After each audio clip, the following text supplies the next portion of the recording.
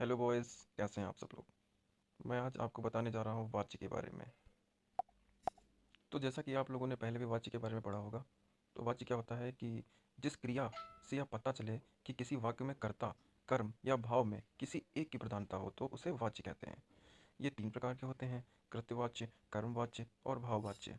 कृत्यवाच्य में क्या होता है कि जिस वाक्य में कर्ता की प्रधानता होती है और क्रिया का सीधा संबंध कर्ता से होता है, तो उसे हम कृत्यवाच्य कहते हैं। जैसे कि राम पत्र लिखता है, मोहन गाना गाता है, रीना स्कूल जाती है।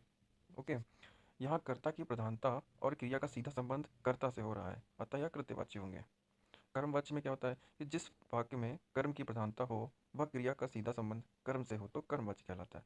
जैसे कि राम रेलगाड़ी से दिल्ली जाता है, फैक्ट्री बंद करा दी गई, पत्र लिखा गया, दूध पिया गया, यानी कि किसी दूसरे के अकॉर्डिंग हो रहा हो।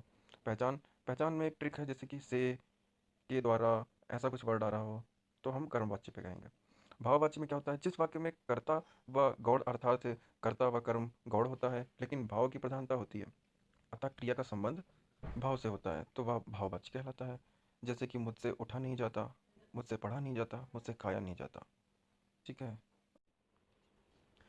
संज्ञा क्या होती है? किसी प्राणी, वस्तु, स्थान तथा भाव के नाम को संज्ञा कहते हैं। व्युत्पत्ति के आधार पर संज्ञा को 3 प्रकार की होती है: व्यक्तिवाचक संज्ञा, जातिवाचक संज्ञा, भाववाचक संज्ञा। अर्थ के आधार पर संज्ञा 5 प्रकार की होती है: व्यक्तिवाचक संज्ञा, जातिवाचक संज्ञा, समूहवाचक संज्ञा, द्रव्यवाचक संज्ञा और भाववाचक संज्ञा। व्यक्तिवाचक संज्ञा क्या होती है? व्यक्तिवाचक संज्ञा वह संज्ञा जो व्यक्ति या और एक वस्तु या एक स्थान के बारे में बोध कराती है, वह व्यक्तिवाचक संज्ञा कहलाती है। जो एक से अधिक के बारे में बोध कराती है वह व्यक्तिवाचक संज्ञा नहीं होती है, वो जातिवाचक संज्ञा कहलाती है। ठीक है, इस बात का ध्यान रखिएगा। एग्जाम्पल्स क्या होते हैं व्यक्तिवाचक संज्ञा के? गंगा, हिमालय, रामपुर, भारत, पवन, पाकिस्तान, काला सागर, सूर्य आदि, ये सब व्यक्तिवाचक संज्ञा है। जातिवाचक संज्ञा क्या होती है? वह संज्ञा जो एक जाति के वर्ग के बारे में बोध कराती है, जैसे पूरे जाति समाज का बोध करा रही हो, तो वो जातिवाचक संज्ञा हो जाएगी। एग्जाम्पल जैसे कि पदों के नाम, व्यवसाय के नाम, संबंधों के नाम, प्राकृतिक आपदाएं, फर्नीचर का नाम। ठीक है। समूहवाचक संज्ञा क्या होती है? वह संज्ञा जो एक समूह के वर्ग के बारे में बोध कराती है, पूरा समूह जिसमें आ जाता है, वह समूहवाचक संज्ञा होती है।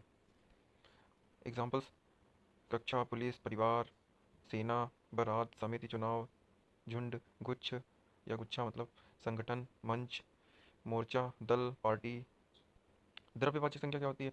द्रव्यवाचक संज्ञा वह संज्ञा जिसे मापा या तोला जा सके लेकिन गिना ना जा सके, द्रव्यवाचक संज्ञा कहलाती है। एग्जाम्पल: दूध, दही, सोना, चांदी, मक्खन, लकड़ी, घी, कपड़ा, पनीर, चावल, गेहूँ, तेल।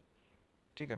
ये सब द्रव्यवाचक संज्ञा है, और जो हम लोग फील करते हैं उसे क्या कहते हैं? भाववाचक संज्ञा होती है। भाववाचक संज्ञा वह संज्ञा जो गुण, धर्म, स्वभाव और भाव के बारे में बोध कराती है, वह भाववाचक संज्ञा कहलाती है। एग्जाम्पल जैसे क्रोध, दया, ममता, ईमानदारी, गरीबी, सुंदरता, मिठास।